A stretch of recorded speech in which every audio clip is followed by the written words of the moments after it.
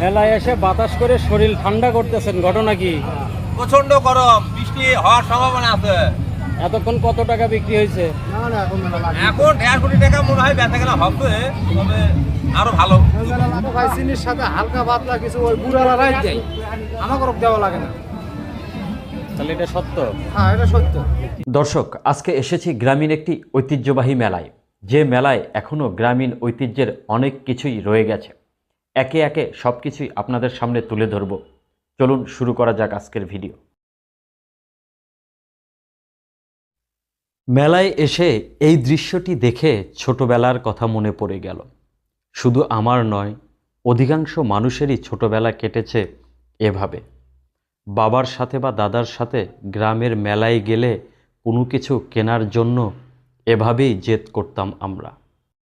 আর এখানে এসে তো জেদ করারই কথা। গ্রামীণ মেলায় এখানে বসেছে ঘুড়ির দোকান। গ্রামীণ মেলার এই বয়সের প্রধান আকর্ষণ এই দোকানগুলো। বাবা বা দাদার সঙ্গে মেলায় যাব, কত কিছু খাবো, কিনবো, কত আনন্দ করব, সেই পরিকল্পনা হতো মেলার প্রায় 1 মাস আগে থেকেই।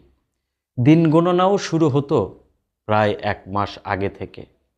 মেলার আগের রাত্রে তো ঠিকমতো ঘুমই হতো না। কখন সকাল হবে, কখন মেলায় যাব, সেই তরই যেন সইত না। তবে এখনকার শৈশব আর তখনকার শৈশবের মাঝে বিস্তর ফারাক।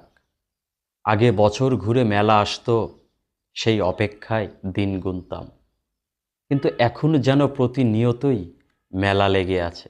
মেলাগুলো আর আগের মতো জমজমাট হয়ে ওঠে না। দর্শক, আজ এসেছি উচুলবাড়িয়া মেলায়। উচুলবাড়িয়া বগুড়া জেলার কাহালু উপজেলার ঐতিহ্যবাহী একটি গ্রামীণ মেলা। জ্যৈষ্ঠ মাসের প্রথম রোববার এই মেলা শুরু হলেও সোমবার সাপ্তাহিক হাটে এর মূল আমেজ ও লোক সমাগম জমে ওঠে।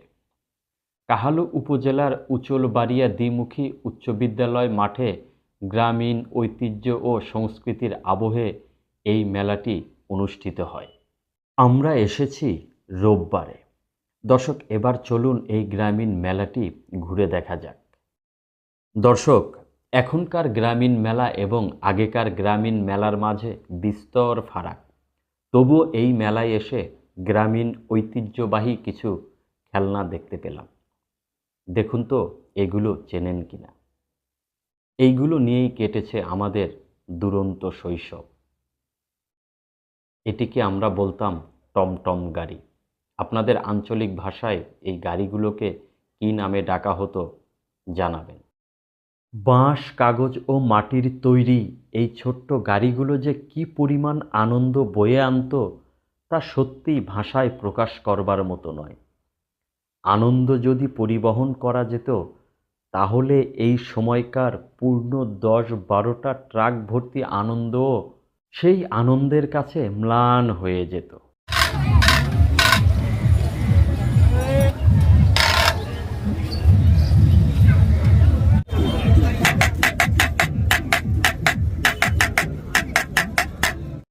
কাঠের তৈরি বিভিন্ন ধরনের জিনিসপত্র, রান্নাবান্না, ঘর সাজানো, এমনকি খেলাধুলার জন্য একসময় এই পণ্যগুলোর দারুণ চাহিদা ছিল। কিন্তু এখন গ্রামে আর এই ধরনের জিনিসপত্রের তেমন ব্যবহার দেখা যায় না। এখন শহুরে জীবনের বিলাসী পণ্যে পরিণত হয়েছে কাঠের তৈরি এই পণ্যগুলো। তবুও এখনও অনেকেই এই পেশাকে ধরে রেখেছে। এই দোকানদারকে দেখেই বোঝা যাচ্ছে তার ব্যবসার বর্তমান কী অবস্থা। প্লাস্টিকের খেলনা, চুড়ি, দুল, ফিতে এগুলো তো মেলার একটি অবিচ্ছেদ্য এবং অপরিহার্য অংশ। একটা সময় ছিল যখন গ্রামের কিশোর কিশোরীরা এই দিনটির অপেক্ষায় থাকত।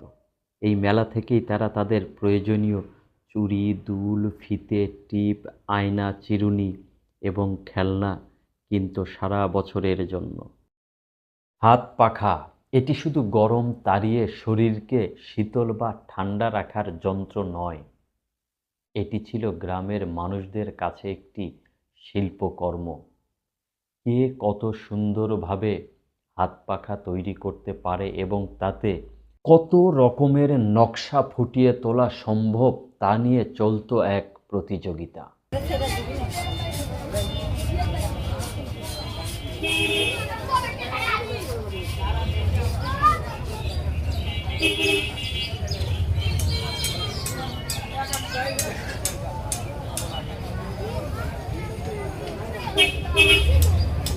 গ্রামীণ মেলার ঝুরি, মুড়ি, মুড়কি, জিলাপি ও রসগোল্লা এসবের আসলেই হয় না কোনো তুলনা।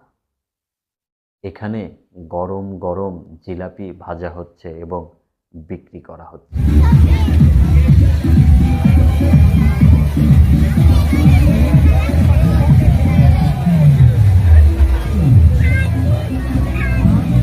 মিষ্টিগুলোর যেমন বাহারি সাজ তেমনি তাদের বাহারি নাম। মাছ আকৃতি দিয়ে মিষ্টিগুলোর নাম রাখা হয়েছে মাছ মিষ্টি।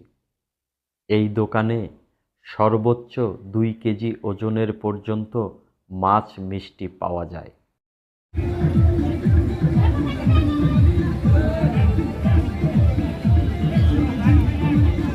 ওখানে মাছ মিষ্টি বানাচ্ছে, ওখানকার কিছু সিনারি মনে করেন।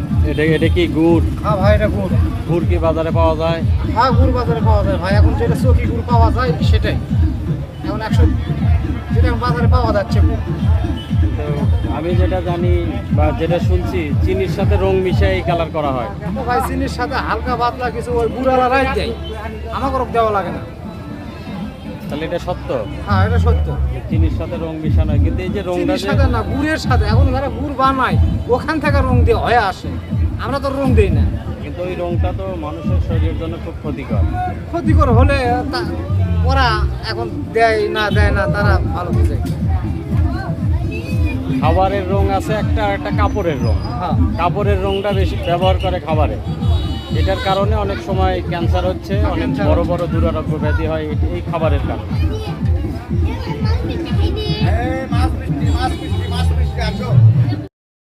খাবার তৈরিও হয়ে উঠেছে এখনো শিল্পকর্ম। কে কত আকর্ষণীয় আকৃতিতে খাবার তৈরি করতে পারে তারও একটি প্রতিযোগিতা চলছে। ইনি জিলাপি তৈরি করছেন ফুল আকৃতিতে। প্রতিটি জিলাপি এক একটা ফুলের মতো করে তিনি তৈরি করছেন। তার পাশেই তৈরি হচ্ছে মাছ মিষ্টি।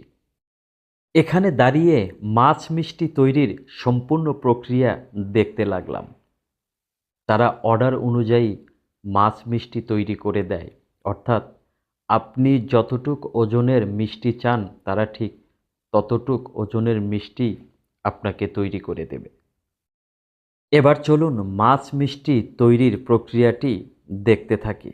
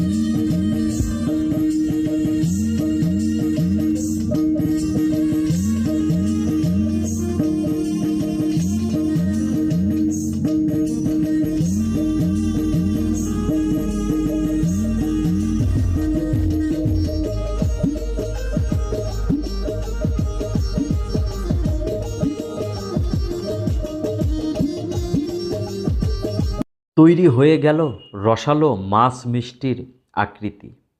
এবার এটিকে রসালো কড়াইয়ে জাল করা হবে। নির্দিষ্ট সময় জাল করার পর এটি বিক্রির জন্য বা খাওয়ার জন্য উপযুক্ত হয়ে উঠবে।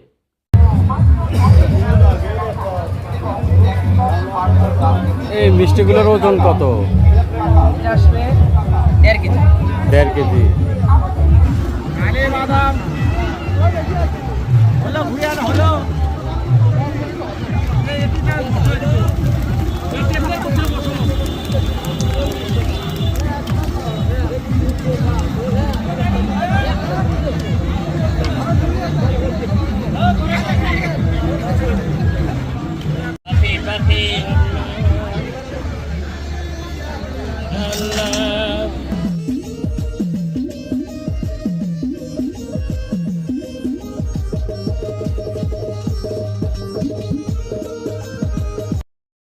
এখন চলছে বাংলায় মধুমাস খ্যাত জ্যৈষ্ঠ মাস।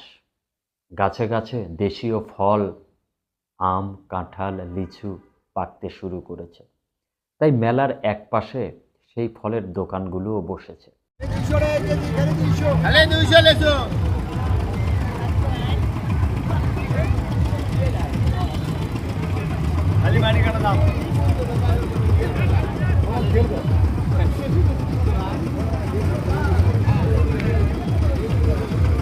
মেলার আয়োজন যেমনই হোক না কেন, জনসমাগম তেমন নেই। মেলায় দোকান বসলেও ক্রেতার সংখ্যা খুবই কম। গ্রামীণ মেলার যে চিত্র, সেটি এখানে পরিলক্ষিত হচ্ছে না। মানুষের ভিড়, মানুষের গাদাগাদি বা হইহুল্লোড় কোনোটিই নেই। সবাই বলাবলি করছে আগামীকাল হয়তো মেলা জমে উঠবে, তখন হয়তো কেনা বেচা বেড়ে যাবে। মেলাটি 2 দিনের, রবিবার এবং সোমবার। সোমবারে এখানে সাপ্তাহিক হাট বসে বিধায় সোমবারে মেলাটি জমজমাট হবে বলে সবাই আশা করছে। ভালো করে কথাবার্তা কিছু বই বা খালি ভিডিও গুলো